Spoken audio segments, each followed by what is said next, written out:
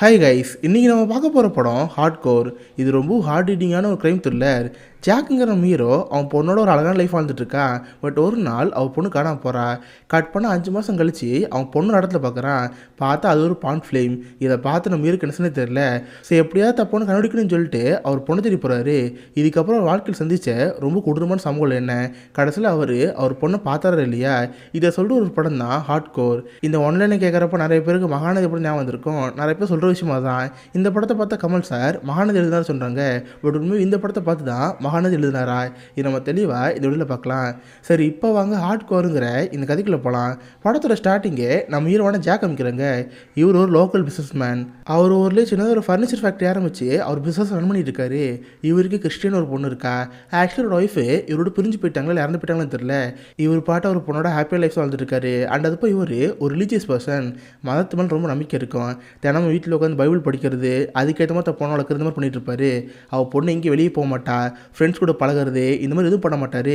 In case TV பார்த்தா கூட இங்கே பாருங்கள் இவனை தான் டிவி பார்க்கணும், இதுக்கு மேலே பார்க்கக்கூடாதுன்னு சொல்லிட்டு அவ்வளோ ரெஸ்ட்ரிக்ட் பண்ணுற ஒருத்தர். இந்த மாதிரி அந்த படத்தோட சீன் ஆரம்பிக்குது. இப்போ அந்த ஊரில் கிறிஸ்மஸ். ஜாக் அவர் ஃபேமிலியோட ரொம்ப ஹாப்பியாக இருக்காரு. ஜாக்குக்கு ஒரு தம்பி இருக்கான், அந்த தம்பிக்கு ஒரு பொண்ணு இருக்குது. ஸோ அவர் ஃபேமிலியெலாம் கூப்பிட்டு சின்ன ஒரு பார்ட்டி வச்சிருப்பாரு. தென் அடிக்கடி ஒரு ஃபேக்ட்ரிக்கு போய் பிஸ்னஸையும் பார்த்துக்கிறாரு. அப்போ தான் ஒரு நாள் இவர் இருக்கிற சர்ச் இருக்குல்ல, அங்கேயே டூருக்கு போகிறாங்களாம். அது கிறிஸ்டினை கூப்பிட்டுருப்பாங்க. இவருக்கு ஃபஸ்ட்டு அனுப்புறதுக்கு மனசு வராது. பட் இருந்தாலும் சர்ச்சு தானே, அவங்க அப்படியே பத்திரம் கூட்டி போயிட்டு வந்துடுவாங்க. நம்ம பொண்ணு போட்டுன்னு சொல்லிட்டு அவர் பொண்ணு அலோவ் பண்ணுவார். ஸோ அவளும் ரொம்ப ஜாலியாக அந்த ட்ரிப் போவா. நல்லா ஜாலியாக அந்த இடத்த சுற்றி பார்த்துட்டு இந்த மாதிரி இருந்துட்டு இருப்பாங்களா. அப்போ அந்த கிறிஸ்டியனுக்கு ஃப்ரெண்டு ஊற்றிருப்பா. அவள் கூட படிக்கிற ஒரு பையன் லவ் பண்ணிட்டு இருந்திருப்பா. நேற்று 2 பேரும் அவங்க பார்த்துருப்பாங்க போல். அதை பற்றிலாம் நம்ம மீண்டும் பேசிட்டு இருப்பா.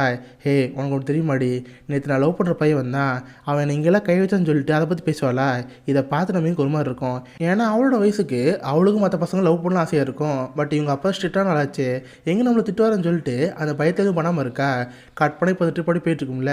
இங்கே இதே நேரத்தில் நம்ம ஹீரோ அவர் பிரதர் ஃபேமிலியோட ஹாப்பியாக இருப்பார். அப்போ பார்த்தா ஒரு ஃபோன் வருது. அந்த ஃபோனை கேட்டோன்னே ஆள் செம்மச்சாக்காரு. அண்ணா என்னாச்சு, ஃபோன் எடுத்து பேசுனதில் அவன் ஃபேஸே மாறிச்சுன்னு சொல்கிறப்ப அவர் அப்பா தான் சொல்கிறாரு, பார்த்து இந்த ட்ரிப்பு போயிருப்பாங்களே, கடைசியில் பார்த்தா கிறிஸ்டினை காணோம், அவளா இங்கேருந்து போயிட்டாளா இல்லை யாராவது கடத்திட்டு போயிட்டாங்களா, இந்த மாதிரி தெரில. இதை கேட்டு அந்த அப்பாவுக்கு செம்மச்சாக்காருவார். வேறு வழி இல்லை, போலீஸ்கிட்ட தான் போடுன்னு சொல்லிட்டு போலீஸ் ஸ்டேஷன் போயிருப்பாங்களா. பட் அவங்க பார்த்தா அந்த கேஸை பெருசாக எடுத்துக்க மாட்டாங்க. ஏன்னா அவங்க பொண்ணு ஒரு மேஜரு. இன்கேஸ் ஓடி போயிருந்தானா அவள் பர்மிஷனோட தான் போயிருக்கா. இதை அவள் லைஃபு யார் கூட போயிருந்துருக்கலாம். அண்ட் அது போய் பாருங்கள் சார், இந்த காலத்தில் நிறைய பேர் காணாமல் போயிருக்காங்க. போனவங்க யாருமே திரும்பி வந்ததாகவே இல்லை. உங்கள் பொண்ணை மறந்துடுங்க. இன்கேஸ் உங்களுக்கு உங்கள் பொண்ணு வேணும்னா சில ப்ரைவேட் ரிலேட்டிவ்ஸில் இருக்காங்க, வேணால் அவங்கள பாருங்கள், அவங்கள வச்சு உங்கள் பொண்ணு அனுப்பிக்க முடியும்னு சொல்கிறப்ப இதை பார்த்து ஒரு கோவம் வருது. சரின்னு ஒரு ப்ரைவேட் ரிலேட்டிவ் பார்க்க போகிறாங்க. இவர் இந்த ஊருக்கு ஒரு பெஸ்ட் ரிலேட்டிவ். பட் ஆள் ஒரு பணம் வைத்தியம், பணத்துக்காகலே தான் குறியாக இருப்பார். அவர் பொண்ணை பற்றி கேட்குறப்ப நம்ம மீற ஒரு பொண்ணு சொல்கிறாரா, சரி சார் இந்த கேஸை நான் பார்த்துக்கிறேன், எனக்கு வாரத்துக்கான சார்ஜ் $750 அண்ட் அதுபோல் பஸ் செலவு எல்லாத்தையும் நீங்கள் தான் பார்த்துக்கணும் ஓகேன்னு கேட்குறப்ப இவருக்கு ஒரு வழி இல்லையே. சரின்னு அக்செப்ட் பண்ணிக்கிறாரு. சரி சார், எனக்கு இப்போதைக்கு ஒரே ஒரு விஷயம் தேவைப்படுது, நீங்கள் உங்கள் பொண்ணு ரூமுக்கு போங்க, நீங்கள் வழக்கமாக பார்க்குறத விட இதை டிஃப்ரெண்ட்டாக தெரியாத பாருங்கள், தெரிஞ்ச எங்கிட்ட சொல்லுங்கன்னு சொல்கிறப்ப இவர் சேர்ந்து வீட்டுக்கு போகிறாரு. அவர் பொண்ணு ரூமை செக் பண்ணி பார்க்குறாரு, எதுவும் டிஃப்ரெண்ட்டாக தெரில. இவர் மனசே உடஞ்சி போச்சு. தான் பொண்ணு கிடைப்பால மாட்டலான்னு சொல்லிட்டு அவர் சந்தேகம் ஆரம்பிச்சிருச்சு. அவர் பாட்டு ரொம்ப சோம வெளியே உட்காந்துருப்பார். அப்போ ஒரு பிரதர் தான் வந்து, இங்கே பாருண்ணா பாப்பா கூட ஆயிருக்காது, கண்டிப்பாக கிடச்சிடலான்னு சொல்லிட்டு நம்ம ஹீரோ காதை சொல்லிட்டு இருக்காரு. கட் பண்ண இது நடந்து 5 மாதம் கழிச்சு இப்போ வரைக்கும் அவரோட பொண்ணான கிறிஸ்டின் கிடைக்கவே இல்லை. இவரும் ஒரு வேலையை பார்க்க ஆரம்பிச்சிட்டாரு. அவர் ஆஃபீஸில் உட்காந்து ஒரு வேலையை பார்த்துருக்கிறப்ப ஒரு ஃபோன் கால் வருது. எடுத்து பேசுகிறேன், டேட்டு தான் ஃபோன் பண்ணுவான். சார், இந்த ஊரில் தேட்டர் இருக்குல்ல, அந்த இடத்துக்கு வாங்க, நான் உங்களை பார்த்து பேசணும்னு சொல்கிறப்ப யோ எனக்கு வேலை இருக்கா, அப்புறம் பேசலாம்னு சொன்னால் சார் உங்கள் பொண்ணை பற்றி தான் வந்து பாருங்கன்னு சொல்கிறப்ப இவர் சேர்ந்து தேட்டர் போவார். பட் அந்த தேட்டர் ஒரு பான் மூவி தேட்டர், அடல்ட் மூவியாக தான் அங்கே ஓடும். இங்கே எதுக்கு என்ன கூப்பிட்டேன்னு கேட்டால், சார் பான் தான் பார்க்கலாமே, அது லீகலாச்சே, சரி வந்து பாருங்கன்னு சொல்லிட்டு ஒரு படத்தை போட்டு காமிக்கிறாரு. பார்த்தா அந்த ஃபுல் இதுலேயே ஒருத்தர் தான் இருப்பார். அந்த படத்தை பார்த்தா சமஷாக்கு. இவரோட பொண்ணான அந்த கிறிஸ்டின் அந்த படத்தை வச்சுருப்பா, அதுவும் 2 பேரோட ஒன்றா இருக்கிற மாதிரி அந்த படம் இருக்குமா. இதை பார்த்து அவர் கதறிக்க ஆரம்பிச்சிருவார். ப்ளீஸ் யாராவது ஸ்டாப் பண்ணுங்கள், ப்ளீஸ் ப்ளீஸ் கத்துறப்ப அந்த படம் ஓடிட்டே இருக்குமா. ஒரு கட்டத்தில் ரொம்ப அழ ஆரம்பிச்சிருவார். ப்ளீஸ் என்னால் இது பார்க்க முடியல, கட் பண்ணுன்னு சொல்லிட்டு அந்த படத்தை கட் பண்ணிடுவாங்க. அதுக்கடுத்து செம்ம கடுப்பு டிடிவி பார்ப்பார். யோ இப்போ என் பொண்ணு எங்கே இருக்கா, இந்த படத்தை நீ எங்கே வாங்கினு கேட்டால், சார் நான் போன வாரம் லாஸ் ஏஞ்சல்ஸ் ட்ரிப்பு போனேன், அங்கே தான் இந்த படத்தை பார்த்தேன். பட் இது ஒரு ஷார்ட் ஃபிலிம், இதை எவன் எடுக்கிறான், யார் ரிலீஸ் பண்ணுறா, இதை பற்றி எதுவும் தெரியாது. சொல்லப்போனால் அந்த பான் இண்டஸ்ட்ரி ஒரு கடல் மாதிரி, எவன் கூட இவள் அவளுக்கு கேர் பண்ண தெரியாது. நான் முடிஞ்சளவு கண்டுபிடிக்க ட்ரை பண்ணுறேன், பட் கொஞ்சம் கஷ்டம்னு சொல்கிறப்ப இதை பார்த்து ஹீரோ கஷ்டமாக இருக்கும். தென் அதுக்கப்புறம் அந்த ரிலேட்டிவ் ஒரு ஸ்டுடியோக்கு போவார். பார்த்தா அது ஒரு பான் ஃபிலிம் எடுக்கிற இடம். ஸோ மேபி உங்களுக்கு ஏதாவது தெரிஞ்சிருக்க வாய்ப்பு இருக்குன்னு சொல்லிட்டு அங்கே போய் விசாரிச்சு பார்ப்பாரா. சாரி சார், நாங்கள் இந்த பொண்ணை பார்த்தது இல்லை, இங்கே ஷூட்டிங் போய்ட்டுருக்குன்னு சொல்கிறப்ப இவரும் ஷூட்டிங் பார்ப்பானா. இவருக்கு ஒரு ஆசை ஆரம்பிச்சிருச்சு. சரி வந்தோம், இதை பார்த்துட்டு போன்னு சொல்லிட்டு அந்த ஷூட்டிங் பார்த்துட்டு இருக்காரு. இங்கே இதே நேரத்தில் நம்ம ஹீரோ காமிப்பாங்க. அவர் மனசை கேட்கல, தப்புன்னு இந்த மாதிரி பண்ணிருக்கா தெரிஞ்சோன்னே ஆள் ரொம்ப ஒருங்கி போயிட்டாரு. இதுக்கு மேலே சும்மாட மாட்டேன், எப்படியா தப்பான நடிச்சு தெரியுன்னு சொல்லிட்டு இவர் ரிலேட்டிவ் பார்க்க போகிறா. பார்த்தா அந்த ரிலேட்டிவ் ரூமில் தங்கியிருப்பாரு. இப்போ ஒரு பான் ஸ்டுடியோ போயிருப்பார்ல, அங்கேருந்து பொண்ணை கூட்டி வந்துட்டாரு. அந்த பொண்ணோட குஜால் பண்ணிட்டு இருப்பாரு. இதை பார்த்து ஹீரோ செம கடுப்பாயிரும். உள்ளே போய் அந்த ரிலேட்டிவ் அடிச்சு, டே என்னடா பண்ணிட்டு இருக்க, என்கிட்ட வாரம் 700 வாங்கி இங்கே பொண்ணோட குஜால் பண்ணிட்டு இருக்க, உனக்கு எவ்வளோ தைரியம்னு கேட்டா, யோ நானும் மனுஷன்தாயா, எனக்குன்னு சில ஆசைகள் இருக்கும், என்ன பண்ணக்கூடாதுன்னு கேட்டா, டேய் நீ என்கிட்ட காசு வாங்கி வேலை பார்க்குற, நீ டைம் வேஸ்ட் பண்ணிட்டு இருக்க, இதுக்கு மேலே நான் நம்புற மாதிரி தெரியல, நீ இதுக்கிட்ட டெலிட்டலும் கிடையாது, நானே என் பொண்ணை தடிக்கிறேன்னு சொல்லிட்டு இவ்வளோ ஒரு பொண்ணு தட ஆரம்பிக்கிறாரு. கட் பண்ண ஸ்ட்ரீட்குள்ளே போவார். இந்த இடம் ஃபுல்லாகவே ரெட் லைட் ஏரியா மாதிரி தான். சில பான் ஸ்டோர்ஸு, ப்ராத்தல் பண்ணுற இடம் இந்த மாதிரி இருக்கும். இவர் சேர்னு ஒரு ஸ்டோருக்குள்ளே போவார்.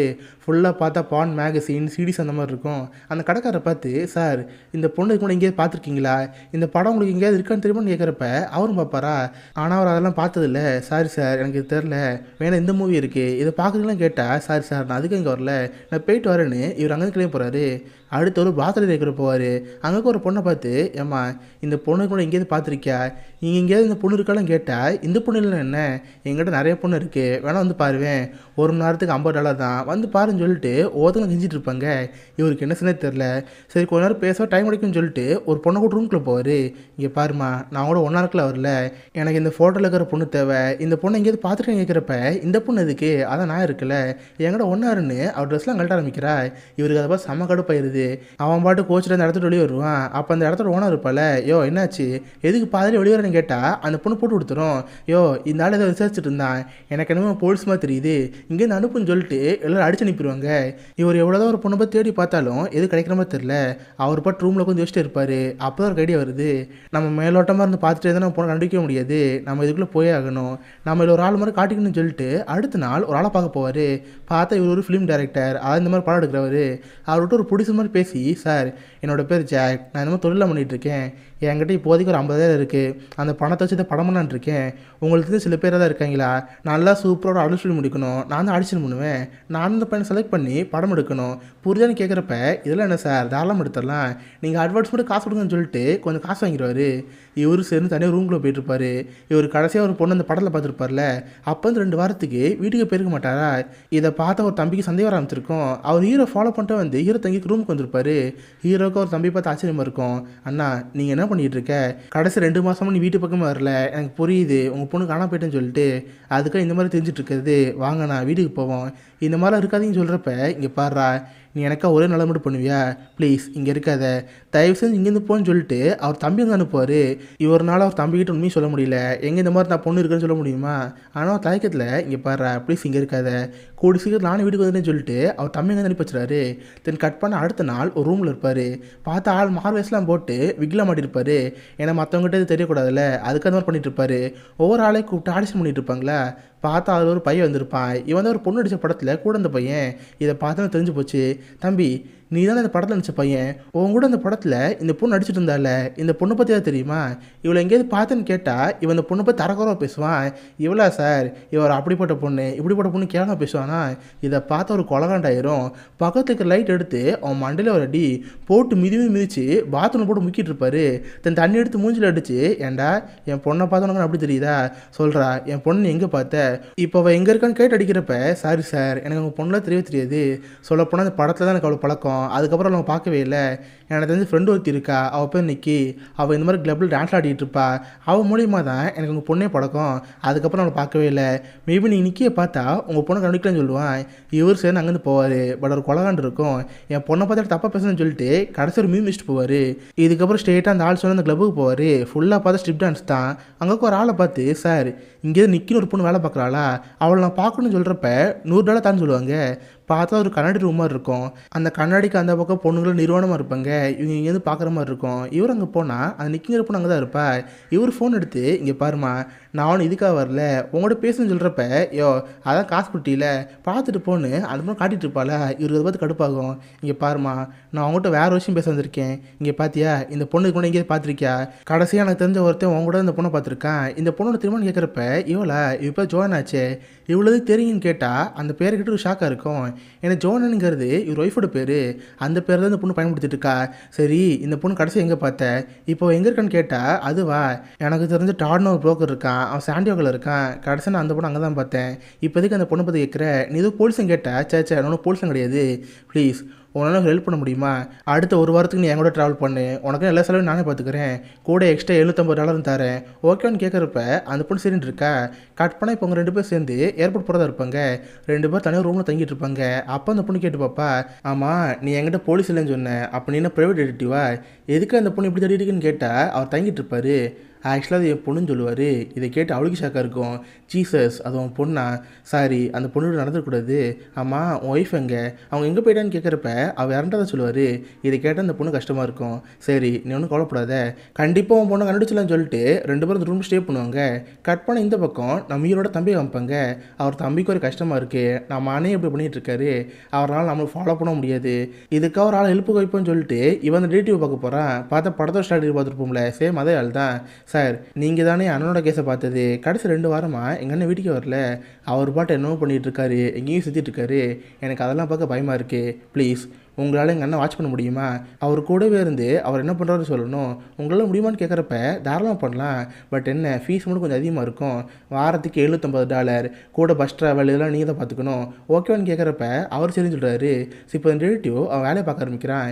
இதுக்கப்புறம் ஸ்டேட்டாக ஒரு போலீஸ் ஸ்டேஷன் போகிறான். ஏன்னா இப்போ நம்ம ஹீரோ எங்கே இருக்குன்னு அவருக்கு தெரியாதுல்ல. ஸோ அங்கே இருக்க ஒரு போலீஸு காசு கொடுத்து, சார் இந்த மாதிரி ஜாக்னு ஆள் இருக்கான், அவள் கடைசி ஒரு வாரமாக எங்கே போனால் தெரிஞ்சுக்கணும், டீட்டெயில்ஸில் தாங்கன்னு அந்த டீட்டெயில்ஸ் வாங்கிக்குவான். பார்த்தா நம்ம ஹீரோ சாண்டியோக்கு போனால் தெரிய வந்திருக்கும். சிவனு சரின்னு சாண்டியோ கிளம்பி போயிட்டுருக்கான். இங்கே அப்படியே கட் பண்ணால் நம்ம ஹீரோவை இந்த பொண்ணையும் வைப்பாங்க. 2 பேர் சாண்டியோவை வந்து ஒவ்வொரு பார்க்க போவாங்க. ஆக்சுவலி இந்த பொண்ணுக்கு டாடுங்கிற ஆளை பற்றி தெரியும், பட் அவள் எங்கே தங்குறான், அவள் எங்கே இருப்பாலும் தெரியாது. இவங்க எல்லோரும் அடிக்கடி சேர்ந்து ஒரு பாரை தான் பார்ப்பாங்க. மேபி அங்கே போய் கட்ட தெரியும்னு சொல்லிட்டு ஒவ்வொரு பாரை போவாங்க. பட் யாருக்குமே அவரை பற்றி தெரில. கடைசி ஒரு பாருக்கு போகிற மட்டும் ஒரு ஆள் சொல்கிறான், யார் டாடா, அவள் எப்பவுமே ரத்தன் கூட தானே இருப்பான், அவர் தான் அவனை கூட வச்சுருக்கான்னு சொல்கிறப்ப இப்போ நம்ம ஹீரோக்கு இன்னொரு பேர் தெரியுது. அதாவது ரட்டன் ஒருத்தர் இருக்கார், அவர் தான் பெரிய ஆள், அவருக்கு கீழே டாடு வேலை பார்க்குறான். அந்த டாடு தான் நம்ம பொண்ணு வச்சுருக்கான்.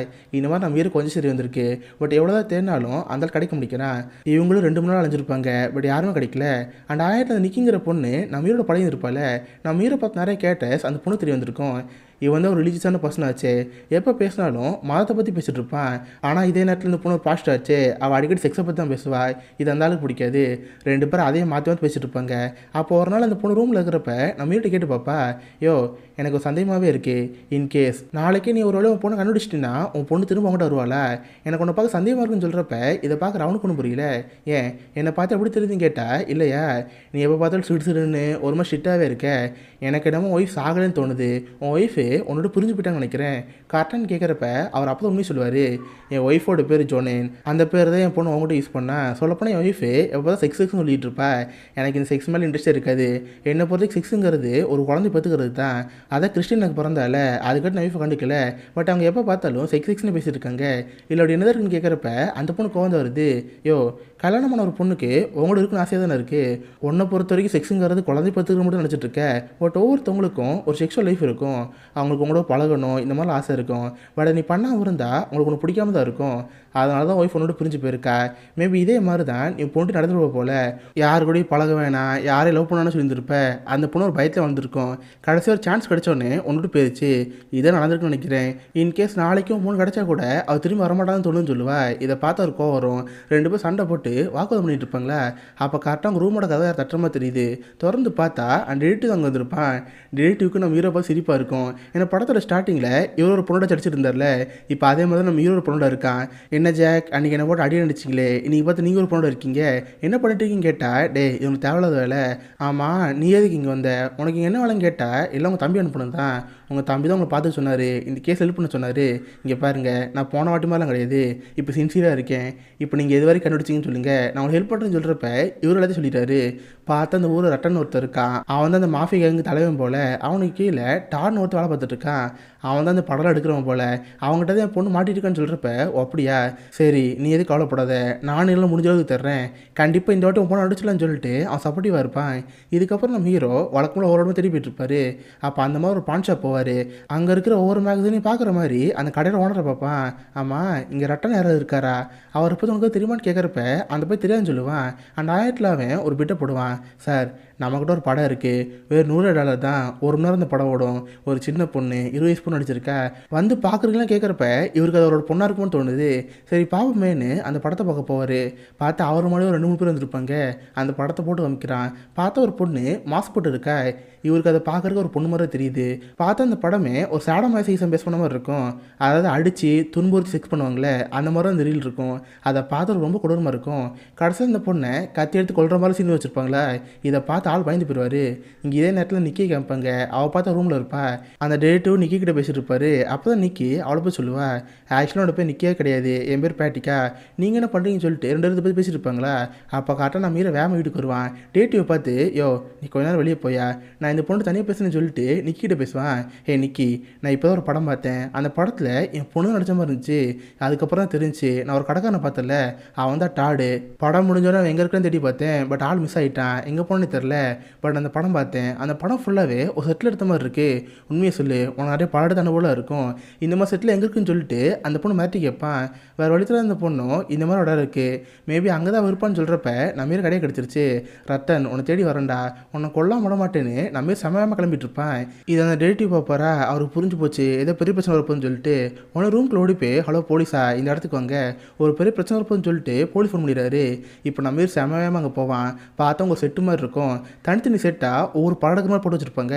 அந்த செட்டில் போய் பார்த்தா அங்கே தான் டாடு இருப்பான். அந்த டாடை பார்த்தோன்னு கொலகாண்டாயிரும்.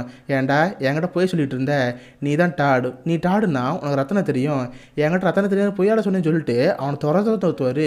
போட்டு பொலபலம் உடந்து உண்மை சொல்கிறா, ரட்டன் எங்கே இருக்கான், சொன்னோன்னு உயிரோடு விட்டுறேன்னு சொல்கிறப்ப அவனை கை காமிச்சிருவான்.